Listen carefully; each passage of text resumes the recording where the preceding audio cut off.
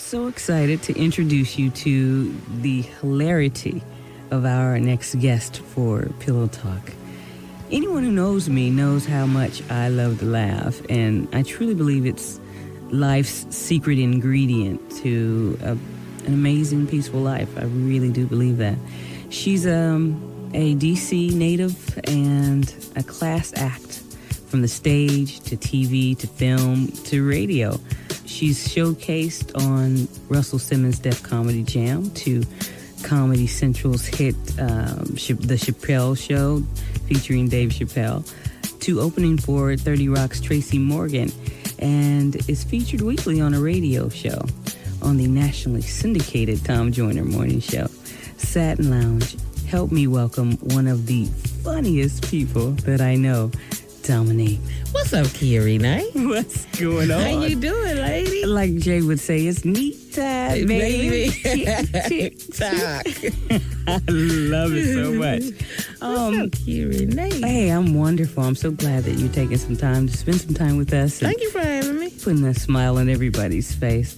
Let's just start at the beginning. Can you explain to me how the post office helped you become a comedian?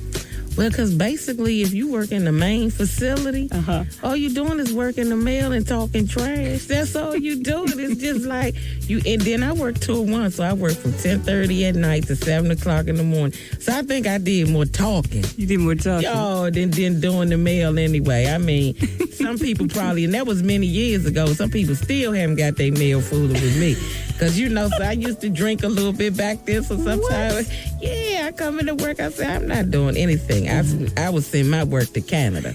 Just put it on the Canada belt. Where you work at? In Canada. It'll be back in a couple of days. Kicking it. It's supposed to be working. I was getting paid for it, though, so it was good, but just talking, walking around. And I can imagine talking. You got tons of material just looking at people. All the time. Crazy people. I love the post office and the postal workers, but them people crazy. They are. But it's a good place to hone your skills, Keith. Ergo the term postal, huh? Yeah. Okay. Post office workers don't. Yeah, no harm. Okay. we love you but too. But they know it. Listen, your reputation in comedy is that you are a straight shooter. You know, you're blunt, you're raw. Where did you get your style from? Is it somebody in your family that you're mimicking, or did you just create this on your own? I don't think I'm mimicking anybody, but my family would tell you my mother. Your mama. Oh, I'm exactly like my mother. But just the way she raised us, you know, kids, she would always say, you got to call that thing like it is. You got to call that thing like it is. She would always say that. Oh, you got to call that thing like it is. People be around here sugarcoat. You got to call that thing like it is. Oh, yeah. So basically my mother, she always said that, say what it is. Say what it is. So after years and years of that, you know. That's your comedic style. And she does. She's very, very, very raw. Sometimes, you're right. Sometimes it can even make you uncomfortable, but it's the truth. You know. So if it's making you uncomfortable, you know, you hit a nerve. So you're like, okay, I ain't mean to step on your new shoes, but I mean, hey, you warm. I gotta say that thing like it is. Yes, call that thing like it is. And my grandmother's the same person. So I guess you can say my father too. So whole family, they just come from that kind of people. Oh man, I can imagine what your household. It could be a little over the top sometimes. You know, you could be at a Thanksgiving and my uncle would say something. You be like, come on, man. That not over the turkey. Not necessary. That's not over the turkey. No, not Uncle, over the that's turkey. not necessary. Yeah, not the turkey. No. Over the dressing, that was wrong.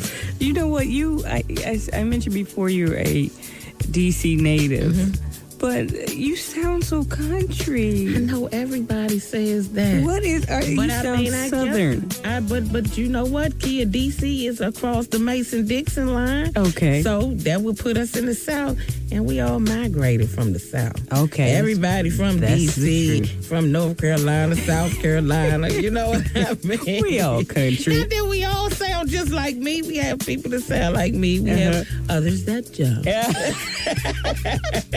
But you know, I guess, and there's nothing wrong with that. Don't get me wrong. That's completely okay. It but takes you know, all I still kinds. had my DC drawl, you know. by way of where, but Yeah. If you're just joining us and tuning in, we're having a little pillow talk. She's an amazing comedian that you need to check out a show when she's near you, Miss Dominique. I've never called you Miss Dominique before. I know. Is that weird? It is weird, but it's not weird like when grown people say it that at my age. It's weird when I do colleges. And they talking about, hi, Miss Dog. Okay, you don't have to call me Miss. Like, you really start, when it's people your age, you like, hey, lady. When kids do it, you like, okay, thank you. Thank you. I'm old as hell now. Thank you very much. I mean, I know I'm old enough to have a child in college, but I don't think about it very often. Okay. Thank you. Thank you. God bless you, Excuse me, baby. ma'am. I'm like, come on now, ma'am. Now, come on now. So, no, though. I hear that most comedians have really painful history or painful lives that they have learned to use laughter as therapy. I don't know if that's true or not.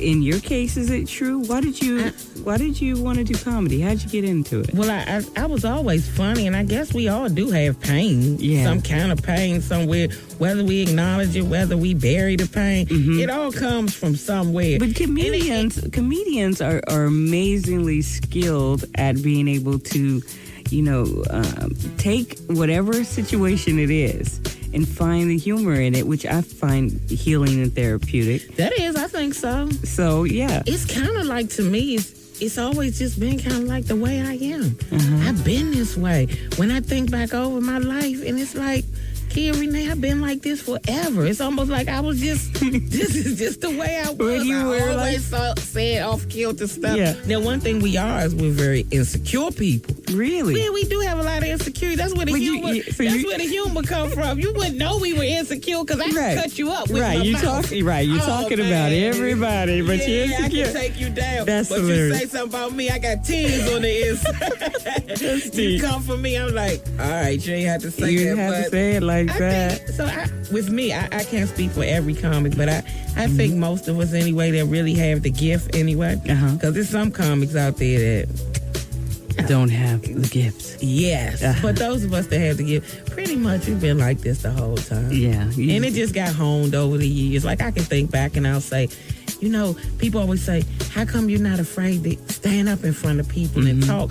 But when I think back over my life, my mother prepped me for it, I guess, without really knowing it. I always stood up at church and did the scripture. I always stood up at a play. I always had a speaking part. I was always, to some degree, in whatever I was involved in as a child, I was always out front. Yeah. So speaking in front of people was never anything. And even though I'm a chunky monkey, I wasn't, my mother instilled confidence, so I felt like I was skinny. I wasn't till I got grown. I felt like, I realized, my legs are smaller than the top of my body. It wasn't till I got grown, Nothing is wrong with the big bones. Nothing at all. The doctor had to tell me. I said, what the hell you talking about? Because when I'm getting dressed and I'm in the mirror, I'm skinny, Oh my God, you're fabulous. We look great. Yes. So everything was kind of lined up that way. And then the humor, I guess it's just like God's gift or whatever, because that's just, I've always been that way. I always, guess you could say a little off kilter. I did fall down the stairs when I was in like second grade, and it was outside on the playground. I hit my head on the concrete. And that might have did it, Key. I might not have ever been quite the same. Broke my tooth and everything. Oh, Dominique, stop. That might be it, but...